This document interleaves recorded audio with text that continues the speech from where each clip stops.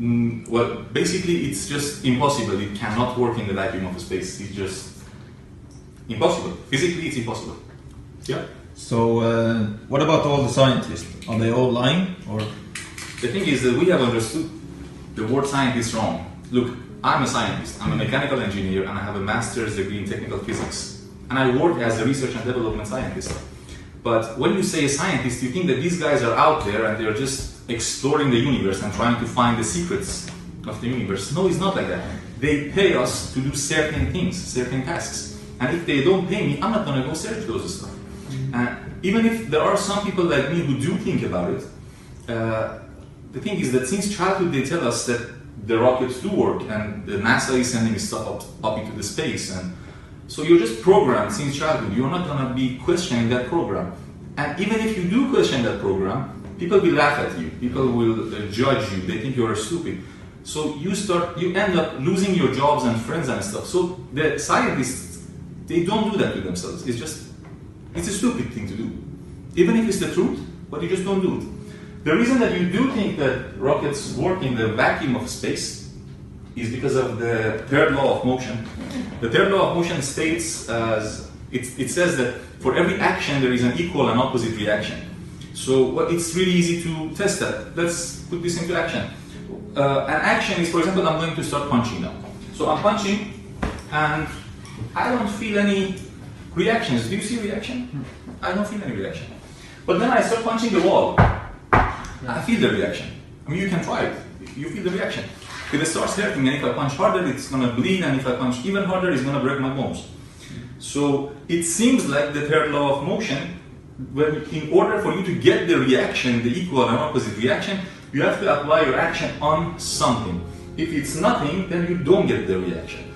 For example, if I'm now pushing, I'm now pushing myself. Okay, I'm pushing my hand, and no reaction. I don't feel any pushback. But then I push the wall, and I feel the pushback. So you cannot just push nothingness and expect something to happen. There has to be something. But what about if I, for example, in a skateboard and I have a bowling ball, let's say, and I throw it, I go backwards. So look, when you are standing on a skateboard and then you are pushing a 15-pound bowling ball, that 15-pound bowling ball has a static inertia. It means it wants to stay static. It doesn't want to move. So when you're pushing that, you're pushing yourself back. If you think that the third law of motion works in these kind of cases, then you can just throw a pen. Just see if you go backwards when you're throwing a pen. Throw a balloon, throw a light object. And yeah, cool. So you have a balloon, and you can push the balloon and see if you go back. Or a ping pong ball. It doesn't happen. The same thing when you're pushing a car. You know, have you ever tried it when a car is broken and you're pushing it? At the beginning it doesn't move. It's heavy. And then after some time it just moves slower. It got out of that static inertia. It's now moving, so it's easier to push it. It's not that difficult. So in order to get this reaction, you have to push against something. Otherwise, it's not happening.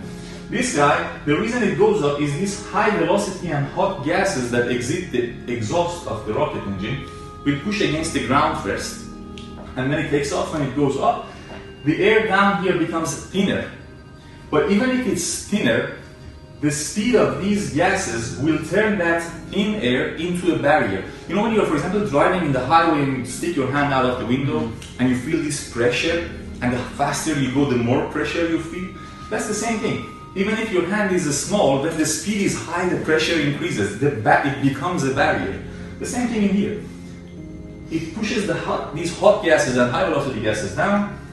Even if it's thin, it still creates a barrier out of it. So as long as there is air or thin air, the rockets do work, but when it goes out in the vacuum of space where there is nothing, then it's nothing. You can push it and nothing will happen. This is easy to test actually.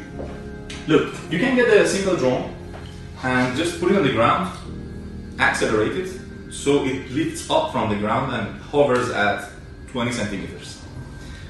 Do not touch the accelerator anymore. Just put the cardboard sheet under the drone and just lift it up. When you lift it up, the drone starts coming up also, and it maintains the same 20 centimeter distance between the bottom of the drone and the sheet.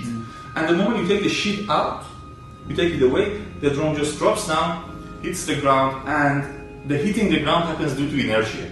Hits the ground, comes up, and maintains the 20 centimeter distance. So, based on these observations, based on what I just showed you, pushing, punching, and the drone, which I can show you actually, we can go outside and I can demonstrate this. It's impossible for the rockets to work in the vacuum of space. It just doesn't happen. The paired law of motion happens when you apply your action on something, and that something can react to you. When there is nothing, there is no reaction. Simple as that. Yeah. And the thing is, many people say that the rockets don't work in the space because there is no air. No, you're just misunderstanding it. They're carrying their own liquid fuel and they're carrying their own liquid oxygen, so they don't need air. That's not the problem. The problem is this pushing act that you have to push on something. So you will say that they don't move. They cannot move up in the outer space. When you're in a vacuum, no. This doesn't thrust. It doesn't produce any thrust. Even if it's like it's producing its own fuel, it wouldn't move. It wouldn't move at all. Because as I said, you have to push against something in order to feel that reaction.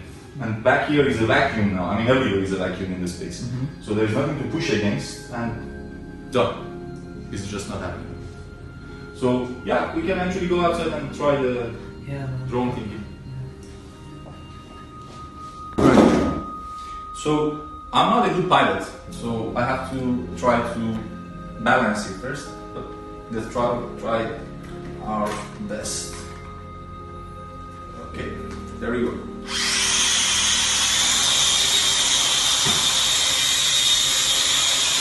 So as you can see, I'm not pushing the gas anymore, and we go up. You see, I'm not touching the gas, and then it comes down. You go up, as much as you want, and there you go. And the 20 centimeter is maintained, and then we go up again.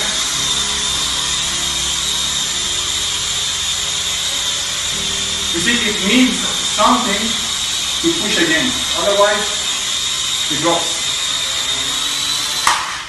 Yep, simple as that.